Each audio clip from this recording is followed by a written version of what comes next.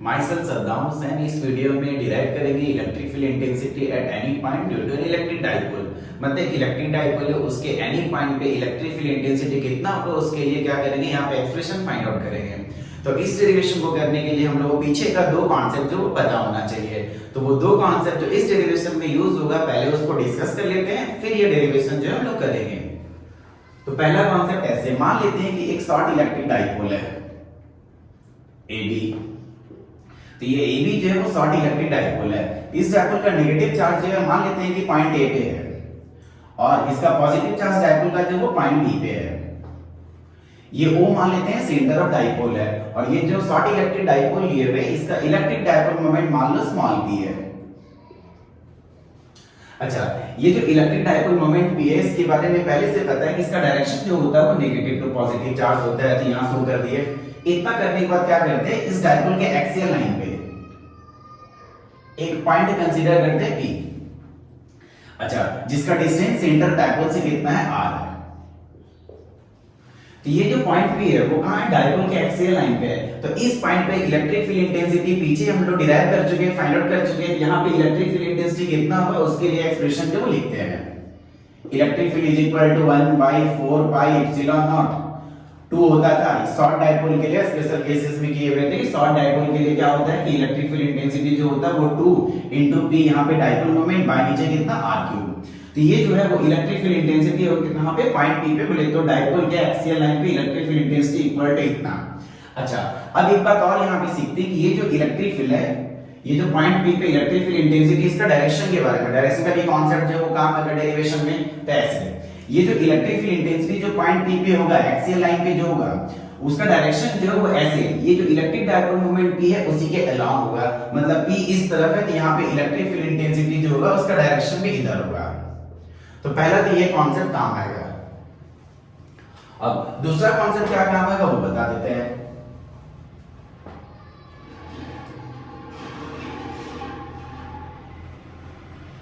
मान लीजिए short electric dipole है, सब कुछ वही जो पीछे था भी वही है। अब क्या करते हैं कि एक पॉइंट कंसीडर करते हैं, लेकिन अब ये जो पॉइंट कंसीडर कर रहा है वो एक्सियल लाइन पे नहीं, इक्वेटोरियल लाइन पे। इक्वेटोरियल लाइन पे मान लो एक पॉइंट है P जिसका डिस्टेंस सेंटर ऑफ डाइपोल से फिर से उतना ही कितना आ रहा है।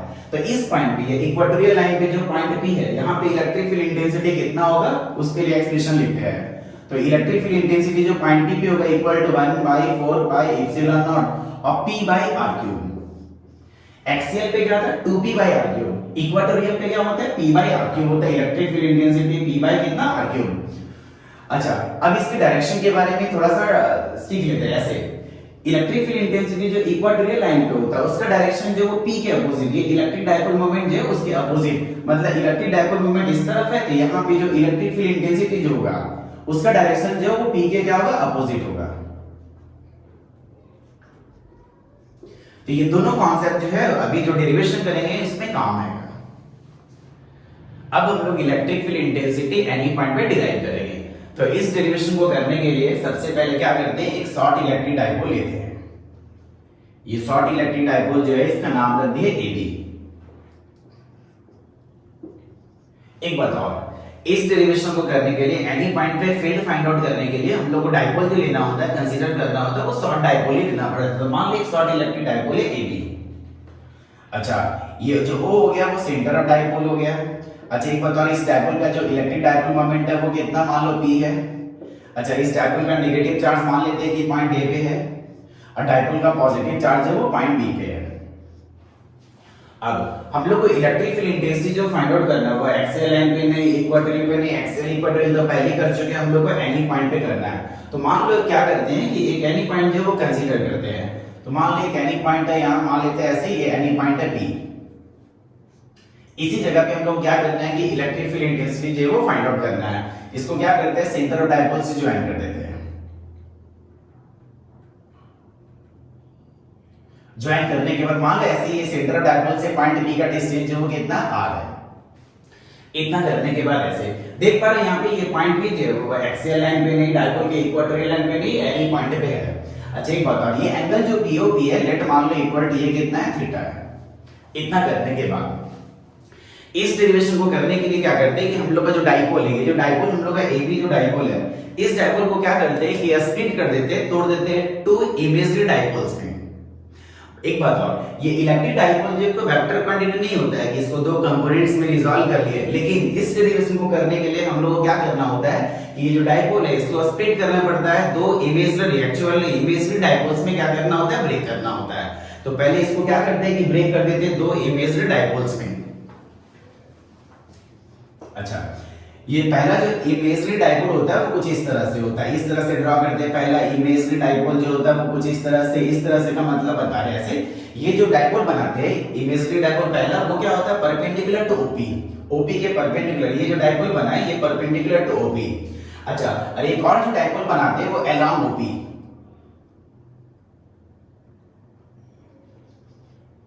ये दूसरा डाइपोल बनाती है। हाँ, तो क्या किया ऐसे कि हम लोग का जो डाइपोल था ये भी उसको क्या किए, दो इमेजरी डाइपोल्स में ब्रेक कर दिए। अच्छा, ये दो डाइपोल में जो ब्रेक किए इमेजरी, इनका नाम रख देते हैं हम लोग का जो ओरिजिनल डाइपोल नाम है उसका AB। ये तो दोनों इमेजरी डाइपोल जो बनाए हैं इसका नाम रख देते हैं A1 B1 और एक का नाम रख देते हैं A2 B2। तो ये A1 B1 A2 B2 जो वो क्या हो गया, इमेजरी डाइपोल्स हो गया। अच्छा, अब देखो क्या करेंगे, ये जो हम लोग का ओरिजिनल डाइपोल AB है इसका डाइपोल मोमेंट जो P है इसको क्या करेंगे, रिजॉल्व करेंगे टू कंपोनेंट्स में। एक कंपोनेंट जो वो इस डाइपोल के अलोंग लेंगे A1 B1 के अलोंग, और एक कंपोनेंट जो वो इस डाइपोल के अलोंग लेंगे A2 B2 के अलोंग।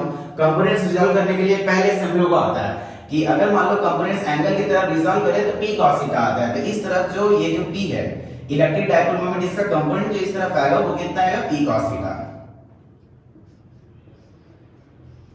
अच्छा, इसका कंपोनेंट जो इस वाले डाइपोल की तरफ जो है A2 B2 की तरफ आएगा वो कितना आएगा, P sin थीटा। अब यहाँ पे हम लोग देख पा रहे हैं, हम लोग के पास यहाँ पे देखो ऐसे हम लोग का ओरिजिनल डाइपोल कौन है, AB है, इसका डाइपोल मोमेंट कितना है, P है। अच्छा, हम लोग का जो दो इमेज डाइपोल, एक का नाम क्या है A1 B1, A1 B1 का डाइपोल मोमेंट क्या हो जाएगा, P cos थीटा। अच्छा, एक और जो इमेजरी डाइपोल है वो कौन है, A2 B2 है, इसका जो डाइपोल मोमेंट है वो कितना है तुम्हारा, P sin थीटा। इतना होने के बाद अब एक काम करते हैं, ये जो डाइपोल हम लोग का ओरिजिनल डाइपोल AB है, तो AB के लिए अगर देखते हैं पॉइंट P, तो ना ये एक्सियल पे लाई कर रहा है ना इक्वेटोरियल पे, बल्कि ये कहां लाई कर रहा है, एनी पॉइंट पे है। अच्छा, लेकिन अगर हम लोग A1 B1 के लिए देखते हैं, A1 B1 ये जो डाइपोल है हमारा A1 B1, तो A1 B1 और पॉइंट P को देखते हैं, इस डाइपोल सिर्फ इस डाइपोल को देखते हैं A1 B1 को और पॉइंट P को। तो A1 B1 डाइपोल के रिस्पेक्ट में ये पॉइंट P जो वो कहां लाई कर रहा है, हमारा एक्सियल लाइन पे। सिर्फ इस डाइपोल को अगर हम लोग देखते हैं A1 B1 को, तो ये A1 B1 के रिस्पेक्ट में ये जो पॉइंट P है वो कहां लाई कर रहा है, हमारा एक्सियल लाइन पे लाई कर रहा है। अब अगर हम लोग क्या करते हैं, ये डाइपोल देखते हैं A2 B2, तो A2 B2 जो है A2 B2 ये डाइपोल जो है इसके रिस्पेक्ट में अगर पॉइंट P को देखते हैं तो परपेंडिकुलरली है, का मतलब ये इक्वेटोरियल लाइन पे लाई कर रहा है। मतलब ऐसे AB के लिए पॉइंट P क्या है, तो एनी पॉइंट है। अच्छा, A1 B1 के लिए पॉइंट P क्या है, तो एक्सियल लाइन पे लाई कर रहा है। अच्छा, A2 B2 के लिए ये पॉइंट P जो क्या है, हमारा इक्वेटोरियल लाइन पे लाई कर रहा है। अब देखो क्या करते हैं हम लोग, पहले क्या करते हैं हम लोग ऐसे कि ये जो A1 B1 है, ये जो डाइपोल है हमारा A1 B1, इसके लिए पॉइंट P जो है वो क्या है हमारा, ये जो पॉइंट P है, ये जो पॉइंट P यहाँ पे है, ये पॉइंट P कौन सा पॉइंट हो गया तुम्हारा, एक्सियल लाइन पे लाई कर रहा है। तो पहले A1 B1 के कारण जो यहाँ पे इलेक्ट्रिक फील्ड इंटेंसिटी होगा, A1 B1 ये डाइपोल जो है इसके कारण जो यहाँ पे इलेक्ट्रिक फील्ड इंटेंसिटी होगा, पहले वो फाइंड आउट करते हैं। तो उस इलेक्ट्रिक फील्ड इंटेंसिटी का नाम रख दिए मान लो E1, मैग्नीट्यूड निकालते हैं। अच्छा, अभी स्टार्टिंग में वीडियो में ही सिखा लेना कि एक्सियल लाइन पे जो शॉर्ट डाइपोल के कारण फील्ड होता है वो कितना होता है, तो 1/4 पाई और कितना एप्सिलॉन नॉट होता है, आगे 2 था और बगल में था डाइपोल मोमेंट। बढ़िया से देखो हम लोग का डाइपोल कौन है, A1 B1, A1 B1 के कारण यहाँ पे फील्ड निकल रहा है। A1 B1 का डाइपोल मोमेंट P नहीं है, P sin थीटा नहीं, बल्कि क्या है, P cos theta. A1 B1 का डाइपोल मोमेंट जो वो कितना है, P cos थीटा। तो 2 into बगल में डाइपोल मोमेंट देते हैं, तो डाइपोल मोमेंट हम लोग का डाइपोल का कितना है, तो P cos थीटा, तो बगल में कितना दिए, P cos थीटा, बाय नीचे कितना, r3। अच्छा, ये तो निकल गया कि ये पॉइंट P पे जो A1 B1 डाइपोल है उसके कारण कितना इलेक्ट्रिक फील्ड इंटेंसिटी होगा, एक्सियल वाला कॉन्सेप्ट लगा के निकाल दिए। अरे यहाँ डाइपोल मोमेंट P बिठा देते, वहां पे यहाँ पे dipole moment P cos theta बिठाया, क्योंकि ये डाइपोल हम लोग का जो A1 B1 है इसका जो डाइपोल मोमेंट है वो कितना है, P cos थीटा। तो यहाँ P cos थीटा जो वो शिफ्ट कर दिए। अब इसका डायरेक्शन दिखाते हैं। सीखे थे ना कि एक्सियल लाइन पे क्या होता है कि डाइपोल मोमेंट P का और ये जो डाइपोल मोमेंट जो होता है उसका और नेट इलेक्ट्रिक फील्ड जो आता है उसका डायरेक्शन सेम होता है। तो ये जो नेट इलेक्ट्रिक फील्ड है इसका डायरेक्शन सेम मतलब P उधर है, देखो इसका डाइपोल मोमेंट ऊपर की तरफ है तो यहाँ पे फील्ड भी इसी तरफ होगा। तो ये हो गया मान लो इलेक्ट्रिक फील्ड इंटेंसिटी जो उधर E1 है ना उसका ये क्या हो गया डायरेक्शन हो गया।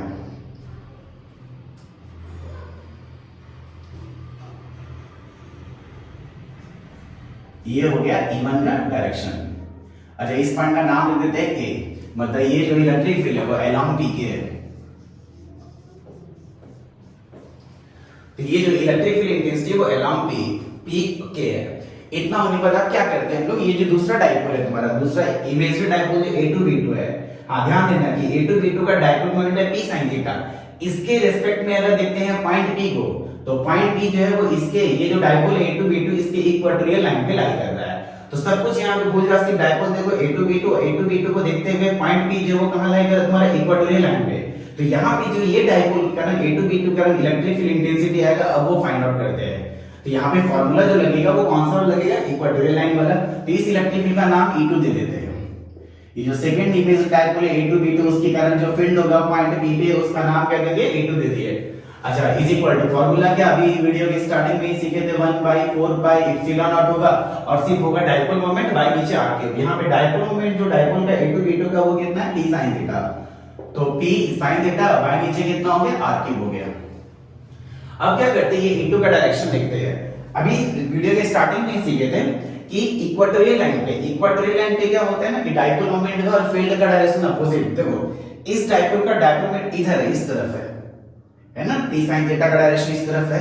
तो यहाँ पे इस पॉइंट पे अगर जाएंगे तो E2 का डायरेक्शन जो होगा वो अपोजिट होगा। तो ये E2 का डायरेक्शन जो वो क्या हो गया हमारा, E2 का डायरेक्शन जो वो क्या हो गया अपोजिट हो गया। अच्छा इस पॉइंट का नाम दे देते हैं L, मतलब कि ये जो इलेक्ट्रिक फील्ड है वो अलोंग इधर है PL है। इतना करने के बाद E1 निकल गया। E1 मतलब A1 B1 जो डाइपोल था उसके कारण इलेक्ट्रिक फील्ड इंटेंसिटी जो पॉइंट P पे होगा उसका मैग्नीट्यूड निकाल लिया A1 का मॉड। अच्छा पॉइंट P पे जो दूसरा डाइपोल A2B2 है उसके कारण जो इलेक्ट्रिक फील्ड इंटेंसिटी होगा उसका भी मैग्नीट्यूड निकाल दिया। अच्छा और डायरेक्शन में यहां पे रिप्रेजेंट कर दिया E1 किधर होगा E2 किधर होगा। इतना करने के बाद अब हम लोग यहां पे देख पा रहे हैं कि पॉइंट P जो है यहां पे दो इलेक्ट्रिक फील्ड जो लग रहा है, एक का नाम है E1 एक का नाम है E2 और एक बात और दोनों के बीच का एंगल जो है वो कितना 90 डिग्री है। तो इस पॉइंट P पे नेट इलेक्ट्रिक फील्ड निकालने के लिए क्या करते हैं, triangle law of vector addition का इस्तेमाल करते हैं। निकालते हैं net electric field at P। तो नेट इलेक्ट्रिक फील्ड जो पॉइंट P पे होगा वो कैसे, तो triangle law of vector addition का इस्तेमाल करते हैं। नेट इलेक्ट्रिक फील्ड को E से दिखा देते हैं, is equal to under root of पहला वेक्टर कौन है, पहला जो वेक्टर है वो कौन है हमारा, पहला इलेक्ट्रिक फील्ड कौन है तो E1। तो E1 का मॉड का स्क्वायर कर देते हैं प्लस E2 का मॉड का स्क्वायर कर देते हैं। आगे सुनना, आगे 2 टाइम्स हो जाएगा mod of E1 mod of E2 into cos angle कितना दोनों के बीच में 90। तो cos 90 0 होता है, वो टर्म लिखते ही नहीं है। अब एक काम करते हैं, E1 का वैल्यू E2 का वैल्यू ये दोनों यहां से सेट कर लेते हैं। तो E1 का वैल्यू कितना, ऊपर से 1 बाय कितना है 4 पाई एप्सिलॉन नॉट, आगे कितना है 2 है, P है cos थीटा बाय नीचे कितना r क्यूब का होल स्क्वायर। अब क्या करते हैं, E2 का वैल्यू सेट करते हैं 1/4 पाई कितना हो गया एप्सिलॉन नॉट हो गया, P हो गया sin थीटा हो गया बाय नीचे कितना हो गया r क्यूब हो गया और का होल स्क्वायर। अब क्या करते हैं कि कॉमन लेते हैं यहां से। तो कॉमन क्या 1/4 पाई एप्सिलॉन नॉट दिख रहा है कॉमन, और यहां से क्या दिख रहा है कॉमन, P कॉमन दिख रहा है और नीचे क्या दिख रहा है r क्यूब कॉमन दिख रहा है। अंदर क्या बचा देखते हैं, ये 2 का स्क्वायरिंग 4 बन जाएगा। अच्छा cos का स्क्वायरिंग cos का थीटा हो जाएगा। अच्छा और वहां बगल में सिर्फ बच रहा है sin थीटा स्क्वायरिंग है, मतलब कि क्या बन जाएगा ये sin स्क्वायर थीटा। इतना करने के बाद और 1 बाई कितना हो गया ये 4 पाई एप्सिलॉन नॉट हो गया, P हो गया, नीचे कितना है r क्यूब है। अच्छा एक काम करते हैं, ये जो 4 ये 4 cos का थीटा इसको ब्रेक कुछ ऐसे करते हैं 3 cos का थीटा प्लस कर देते हैं cos का थीटा और प्लस बगल में पहले से कौन है sin स्क्वायर थीटा। अच्छा ये इतना, ये जो cos का theta plus sin square theta equal to कितना होता है 1 हो जाता है, ये 1 बन जाएगा। तो देखो फाइनल एक्सप्रेशन हम लोग का इलेक्ट्रिक फील्ड इंटेंसिटी का आ गया एप्सिलॉन नॉट P बाय नीचे कितना हो जाएगा r क्यूब हो जाएगा अंडर रूट ऑफ ये 3 हो गया और कितना हो जाएगा cos स्क्वायर थीटा हो जाएगा और प्लस कितना हो जाएगा 1। तो ये फाइनल एक्सप्रेशन आ गया इलेक्ट्रिक फील्ड इंटेंसिटी का। कहां पे, तो डाइपोल जो इलेक्ट्रिक डाइपोल है उसके एनी पॉइंट पे, एनी पॉइंट पी पे जो नेट इलेक्ट्रिक फील्ड इंटेंसिटी जो होगा इक्वल टू कितना 1/4 pi epsilon nought p by r cube under root of 3 cos पर थीटा प्लस 1। तो ये तो इलेक्ट्रिक फील्ड निकल गया। अब क्या करते हैं कि ये जो नेट इलेक्ट्रिक फील्ड ये है इसके डायरेक्शन के बारे में सीखते हैं। तो सबसे पहले यहां पे एक पैरेललोग्राम ड्रॉ करते हैं।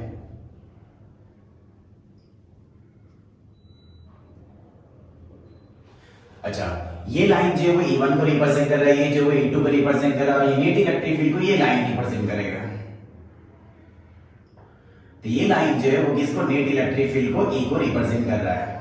अच्छा, इस पॉइंट का नाम P है, इस पॉइंट का नाम K है, इसका L, इसका कुछ नाम रख देते हैं, मान लो इसका नाम M हो गया। M होने के बाद हम लोग क्या करते हैं, मान लेते हैं ऐसे कि नेट इलेक्ट्रिक फील्ड जो E है और ये जो E1 है इलेक्ट्रिक फील्ड, दोनों के बीच का एंगल मान लो अल्फा है। अल्फा, बीटा, गामा, डेल्टा कुछ भी जो है वो मान सकते हैं। अब क्या करते हैं, इस ट्रायंगल में ये ट्रायंगल जो P है हमारा K है और ये M है, ये राइट एंगल ट्रायंगल में, इस ट्रायंगल में क्या करते हैं, लेते हैं tan alpha is equal to tan का पहले से कॉन्सेप्ट पता है ना, परपेंडिकुलर बाय कितना होता है, बेस होता है, तो परपेंडिकुलर कितना हो गया MK। अच्छा, और ये बेस कितना हो गया PK।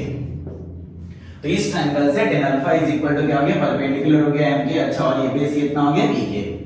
अच्छा, एक काम करते हैं, ये MK कितना होगा, देखो पैरेललोग्राम है, ये लेंथ जो है वो कितना E2 है, E2 का मतलब E2 का मॉड, E2 के मॉड के बराबर इसका लेंथ होगा। इसका लेंथ अगर E2 है तो इसका भी लेंथ MK का भी लेंथ कितना हो जाएगा E2, मतलब MK जो वो कितना हो जाएगा, मॉड ऑफ E2। अच्छा, PK कितना हो जाएगा, P से K कितना हो जाएगा, मॉड ऑफ E1 के बराबर होगा ये।